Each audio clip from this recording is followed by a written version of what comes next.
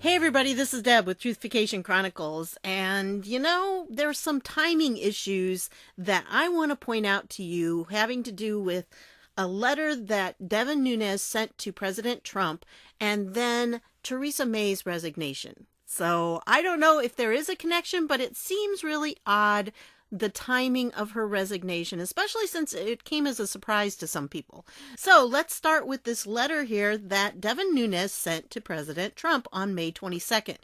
So as we go through, remember all the links will be down below just like usual, and you can follow it up and read any of these documents on your own. But this one is, Dear Mr. President, on May 19th, 2019, The Telegraph published an article titled, Theresa May's spy chiefs were briefed on explosive Christopher Steele dossier before Donald Trump. Now, I had that in one of my previous videos. That's this article right here. So I already talked about this a little bit, but I didn't get the timing on it at the time. I didn't notice the timing of everything. So let's go on. It says, according to the Telegraph, Christopher Steele personally briefed British intelligence officials on the dossier he compiled on the Trump campaign. The article states that Steele's information was rapidly briefed up the chain to multiple high-level British government officials, including MI5 Director General Andrew Parker and MI6 Chief Alex Younger.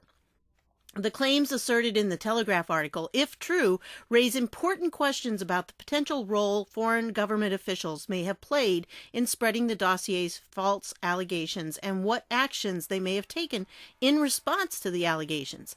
To better understand these matters, I respectfully request that you ask Prime Minister May about the British government's knowledge of the Steele dossier and whether the British government took any unilateral actions based on information provided by Steele or at the request of any U.S. departments or agencies, including, but not limited to, the Federal Bureau of Investigation. Specifically, I recommend you ask, and here are the questions. Did Christopher Steele inform any current or former British intelligence or government officials about the allegations he put forward in the Steele dossier, or any other allegations about President Trump or Trump campaign associates colluding with Russians? If so, describe what actions British officials took in response to this information. Did any current or former British intelligence or government officials discuss with Christopher Steele the possibility of Steele writing additional memos about President Trump or Trump associates colluding with Russians? If so, what guidance did British officials give to Steele, and when was this guidance provided?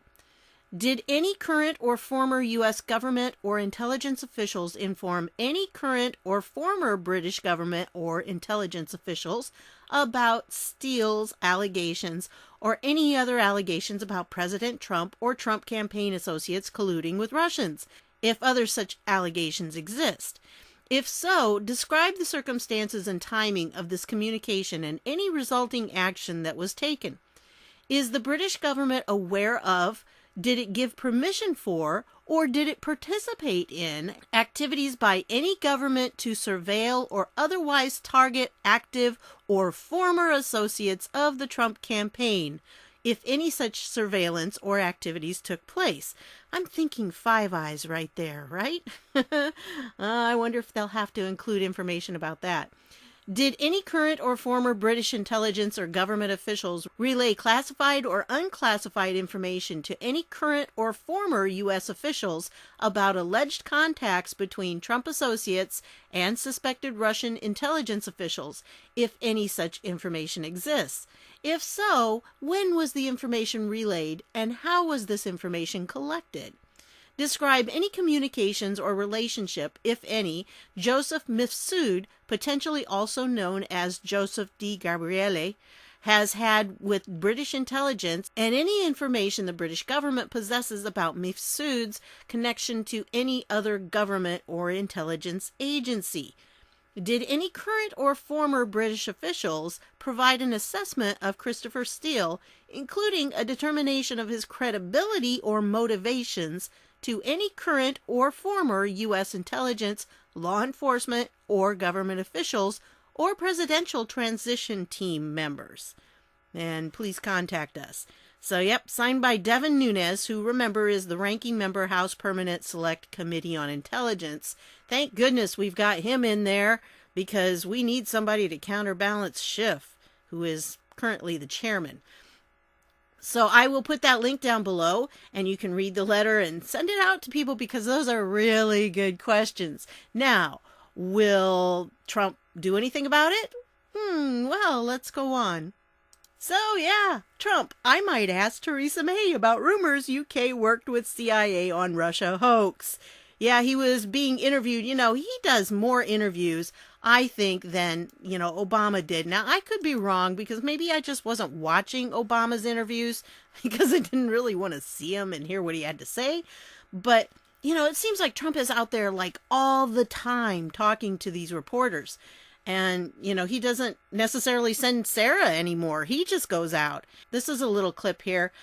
I'm not going to play it because I just don't trust MSNBC, and I don't know what they'll do. And I don't want them to put a copyright claim on it. I mean, they shouldn't, because it's being used with fair use. But, I just don't want to fight it. I really don't. And it's, a short enough clip. You can go ahead and watch it on your own. But basically, this is what he said. Speaking to reporters on the White House lawn Friday, President Trump said that he is considering asking British Prime Minister Theresa May about rumors that British intelligence agencies worked with American intelligence agencies to spy on a member of his campaign, George Papadopoulos, while he was in Europe during the 2016 campaign. I may very well talk to her about that, Trump said. There are rumors that the CIA or FBI were involved with the UK having to do with the Russian hoax, and I very well may talk to her about that. There are rumors. He knows they're not just rumors. He knows the truth.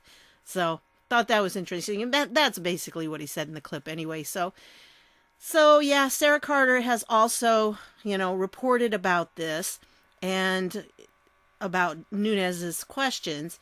And so, the inquiry would be significant, and it is based on newly published information in the British newspaper, The Telegraph. Again, that's this article right here, which was by The Telegraph. And I did cover that in a different video, revealing that former British spy Christopher Steele briefed May's spy chiefs on the uncorroborated dossier. And then this is from Nunes's letter, so it's just repeating that. But yeah, there's stuff going on, and here are the questions. What did John Brennan know? It also raises significant questions regarding former CIA Director John Brennan's role and knowledge regarding the dossier. Brennan's former Deputy Chief of Staff, Nick Shapiro, told Sarah Carter in August 2018 that the former director was not aware of the contents of the Steele dossier until December 2016. But then it's coming out that, yeah, he did know before that. And now he and Comey are going back and forth as to what happened. And, Comey says, well, I wasn't going to include the dossier, but Brennan insisted. And Brennan's like, no, it was Comey that wanted to put it in there. And they're going back and forth. And it is now certain that Brennan knew about it long before he claimed he did. So, yeah, this is a good article here by Sarah, of course. She always does some great reporting. And then this article right here, this is by Investment Watch blog, and they did a pretty good job of timelining it. 3 days ago, Devin Nunes gives Trump list of questions to ask Theresa May about Steele dossier. And here's an article from the Washington Examiner. Here it is. And this was where they first talked about it. So that was on the 22nd. And then it goes back here and it says 3 days ago, Theresa May's spy chiefs were briefed on explosive Christopher Steele dossier before Donald Trump. That's when that article came out. And again, that was this one right here, And so, whoops. And so then it goes on and it says 2 days ago, Trump, I might ask Theresa May about rumors UK worked with CIA on the Russia hoax, which was the article from Real Clear Politics with a short little clip on it. And 1 day ago, Theresa May resigns, a political obituary. So, yeah, Theresa May on the 24th resigned. So, like 3 days before she resigned, 2 or 3 days, it all depends, on the time change. But, yeah, Nunes came out with that letter that he sent to President Trump. And then she resigns. Coincidence? I like the way it starts out. Hooray and good riddance. No love there. Oh, by the way, and I apologize to my viewers from the UK because, yeah, I misspoke in one of my last videos because I said she was Prime Minister of England. No, no, no. She was Prime Minister of the UK. And I do understand there's a difference between the UK and England. I just, misspoke. So I'm really sorry about that. Anyway, so yeah, it goes on and talks about her illustrious career, I guess it is. So anyway, if you want to read more about her, there it is. That's a political obituary. I like the way they set that up. So that was one day ago, she resigned. So, the timeline we had 3 days ago was the letter came out. 2 days ago was this Trump saying that he might ask her about it. And 1 day ago, she resigns. So that was the timing on this. And I thought it was just very interesting how it all comes together. But there's a little bit more here because some of it also adds an extra level to what Nunes has been saying. And he's mentioned this a few times. And I think it kind of slips by some of the people he's talking to. He's mentioned Italy many times when he's talking about it. And that's because you see here, Mifsud potentially might be known as Joseph Di Gabriele. So, yeah, a code name that does not sound very British, and that's the editor saying that. Yeah, I agree. It doesn't sound very British. It sounds pretty Italian to me. Well, there's an Italian article that one of the researchers on the boards came up with, and it's this one right here. This is the translation of it, so it doesn't read in great English sometimes. And it's not real accurate in some places with how it translates words. But, that's the language teacher in me. You have to kind of look past that. But, this is, they're calling it Italy-gate. I like the way that they're saying that. And the shocks are felt as far as Rome. So the Spygate is everywhere. And they're talking about it. The investigations on what was renamed Spygate in America and seems to be strengthened every day more and more by the determination of the White House to go to the end to see clearly about the origins of the Russiagate and the conduct of the FBI and of other intelligence agencies. And the Trump campaign has been spied on, and it was necessary to understand whether in doing so these agencies have complied with the laws and procedures if there was a justified reason, given the extreme delicacy of the case.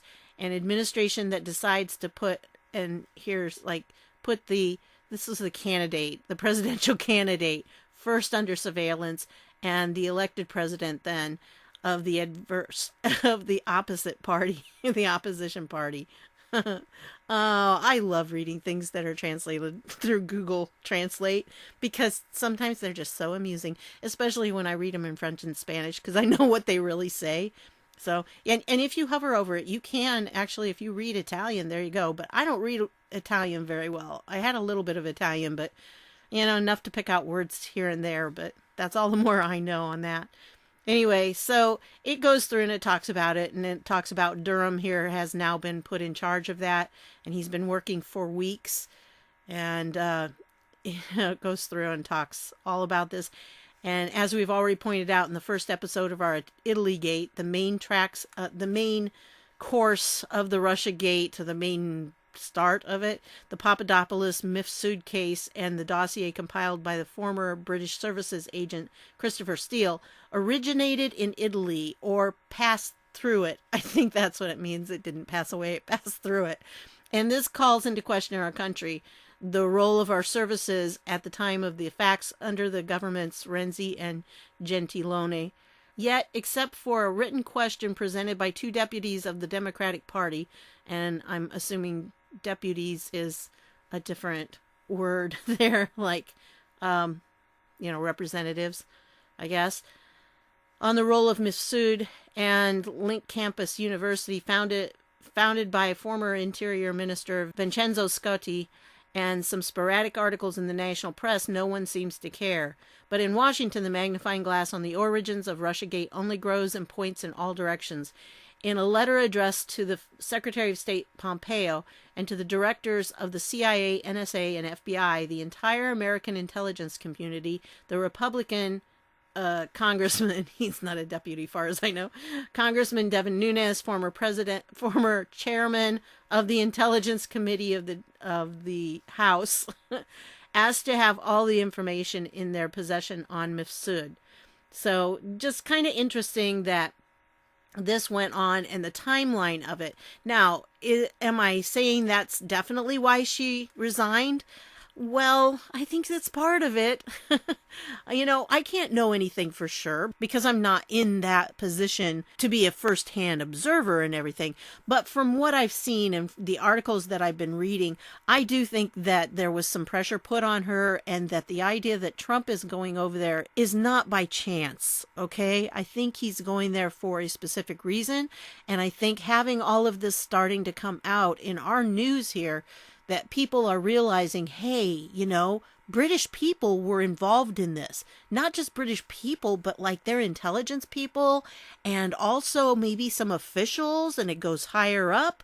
What is going on here? And so I think that right now, the timing is just too perfect for Trump going over there. So I'm pretty sure that that's the reason she resigned. That I think there was some really good pressure there from the whole Nunes letter and the questions that he wanted Trump to ask. And then, of course, Trump saying, yeah, sure, okay, I may ask her about that, which he probably will. Knowing him, I may very well talk to her about that. I'll bet he says something. I don't know. She's still there. She's still working until June something, like June 7th or something. And so, she still will be there. I think he's going to be over there June 2nd or June 3rd. And so I just think it's going to be very interesting by the way that he is going to be out of the country again at that time. So, whenever he leaves the country, there's always this timing thing because I think he purposely leaves when big things happen here because it keeps him separate from it so that he can't really be blamed as the person that's, doing this because, all of this has to be done through our Congress and also, the Supreme Court will be getting involved, I'm sure, in some of these issues. But this stuff has to be done through our government and not through the executive branch necessarily, not the presidential part, because he needs to be kept separate and isolated from it just so it doesn't look like a political hit job. And that's a very important thing to a lot of people. If you watched my last video, I know a lot of people were not real thrilled with the little polls I put up there. Well, those polls indicate to me that there are people who still believe the lies and that they are not informed in what the real truth is. And they're going to be quite shocked when all of this comes out. So, those people need to understand that this is not a political hit job. This is something that was done to people and it's against their constitutional rights. A lot of people's rights were violated through this. I mean, many of them. Remember, there were FISA warrants on Manafort and Page and Papadopoulos and Flynn and even one on Cruz. All of these are going to be coming out, and it's going to be obvious that people's rights were violated.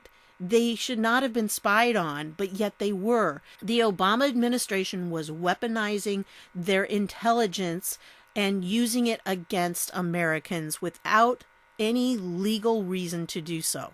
It was purely for political purposes. And that's what needs to come out. And unfortunately, we still have a lot of people who only listen to the mainstream media, so they don't understand that there really is a purpose behind all this. It's not just the Trump administration saying, oh, those are our political enemies, so we're going to get them. No, this is restoring the rule of law. All of this has to be done before the rule of law can really be restored. That's what they're trying to do, to bring it back to where everyone is treated the same under the law, because that's not happening right now. If we did half of what these people did, we would have been in jail a long time ago. And I wanted to point out to you that I will, by the time this is uploaded, I will have a blog entry that I really, really want you to see. And it's going to be on my website, Truthificationchronicles.com, and you just click on the blog button. I don't have it up yet, but it will be by the time this video uploads. I really want people to read it, especially if you're a follower of the 17th letter of the alphabet, because it has to do with one of the executive orders that President Trump signed a while back. And I think there's some good insight into how that deals with some of the 17th letter of the alphabet posts. So I'll put that link down below for you. And the last thing I want to leave you with, since this should come out on Memorial Day, I wanted to wish all my fellow Americans a happy Memorial Day, and I hope that you'll take time today to remember what Memorial Day is all about. Here's an article I came across that I thought was really interesting about the origin of Memorial Day, at least according to this. And it says, Memorial Day honors our fallen military and our living armed forces. The U.S. Flag Code states on Memorial Day, flags are to be flown at half-staff from sunrise until noon in mourning of those soldiers we have lost in war.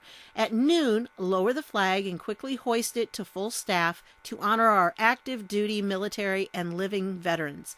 The origin of Memorial Day can be traced back to a year after the Civil War ended in the town of Columbus, Mississippi. On April 25, 1866, a group of local women visited the cemetery to decorate the graves of Confederate soldiers. While there, the women noticed that the Union soldiers' graves had been neglected. Disturbed by the sight of the barren graves, the women placed some of their flowers on those graves as well, vowing to remember them each year. Today, approximately 25 cities claim to be the birthplace of Memorial Day. In 1966, President Lyndon Johnson and Congress gave the official claim for Memorial Day to Waterloo, New York. It wasn't until after World War I, Memorial Day became a day to remember for those who had fallen in all wars, not just the Civil War. In 1971, Congress declared Memorial Day a national holiday to take place each year on the last Monday in May. And so for those of you who might not be from the United States, that's what Memorial Day is for us. And we are celebrating that on the day this comes out.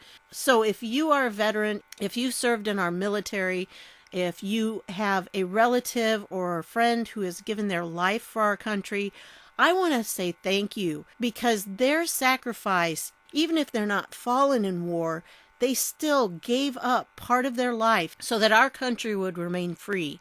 And I want to say thank you to all veterans out there, and to anyone who has a member of their family in the military or who is a family member of a fallen military person. So I want to say thank you very much for what you've done for our country, for the sacrifices you've made, because you've given us a chance to have a free country. And we're working very hard to get it back to where it's supposed to be, so that that freedom is to everyone, and everyone can equally enjoy the freedoms we have. So again, I want to thank you so much for your service and for what you've done for us. So that's what I've got for you on this one, folks, and I want to thank you for stopping by. I hope you have a great Memorial Day, that you take some time to think about the sacrifices that have been made for us and the freedoms we now enjoy, and hopefully the freedoms we're going to enjoy even more in the future. So thanks for stopping by, and I'll see y'all later.